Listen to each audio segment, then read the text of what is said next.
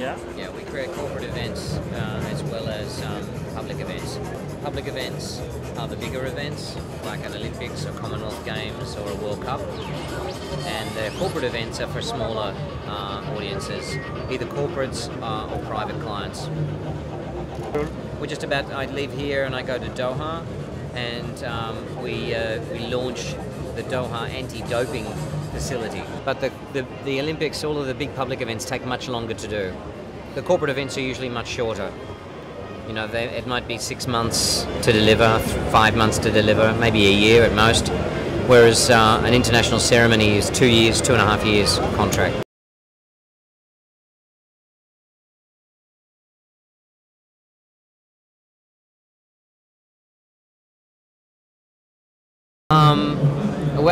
One of the ways we operate is to try and find a story. Sometimes the corporate clients don't want a story. They just want to launch a product. We always try and find a way to tell a story even when there isn't one there, to try and create some sort of thread that will keep the audience engaged from the beginning to the end. So it's just not a series of images. With the Olympics, we spend a lot of time researching the culture of the country and trying to tell the story, but sometimes it's not always linear.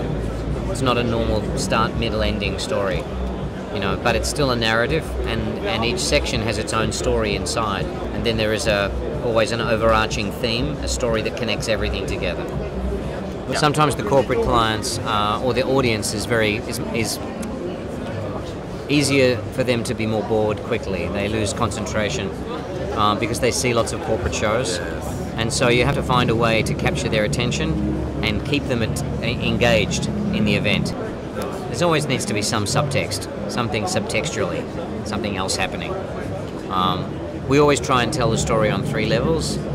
So there is the overall story, the principal story, then the secondary story, and then the tertiary story. So they combine, so there's much more texture. So also then you can see it more times too. Every time you see something different. Because with the Olympic ceremony, people watch it over and over and over again. So, you know, we always look at the picture and we'll go, okay, here's principal action, then secondary action, and then tertiary action as well. So there's always depth in the storytelling.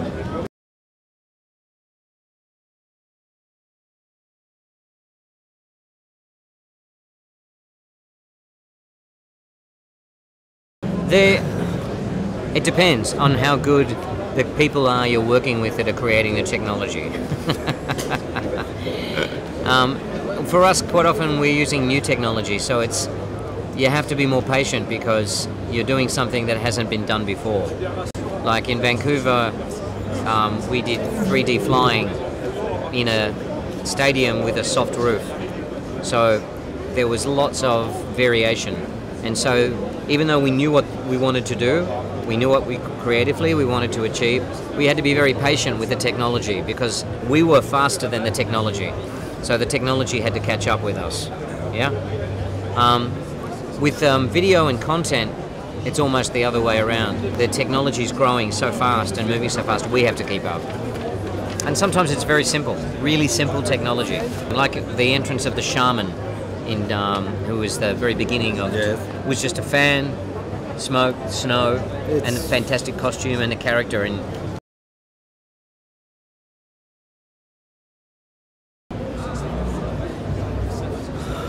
I think in 10 years we'll be able to do some extraordinary things because of the technology.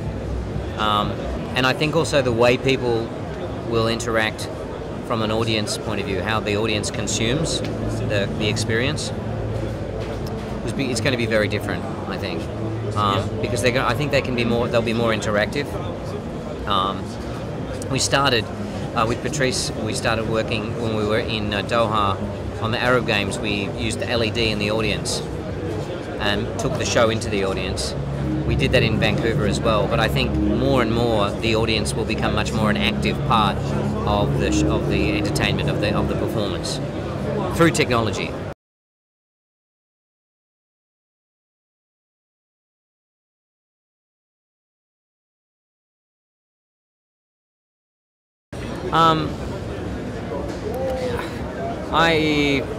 Traditionally, people find restrictions by regulations, governance, control, financial restrictions can be very limiting.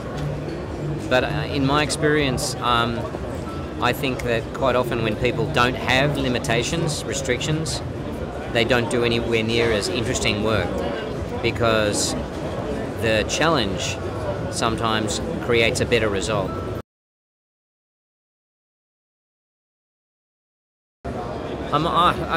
I did a presentation today. I mean, I think France has an incredible legacy in terms of its international events, and also has an incredible perception. I actually think internationally the French don't use their creativity or their perceived creativity enough, because when we're pitching against a French company, my staff feel very challenged because they think the French are going to come up with something fantastic. They don't always come up with something fantastic, but the perception is they will. People look to France as a leader in style, in creativity, in being groundbreaking, in being innovative, and that's a great advantage to have as a country. Okay. Thank you very much. Thank you.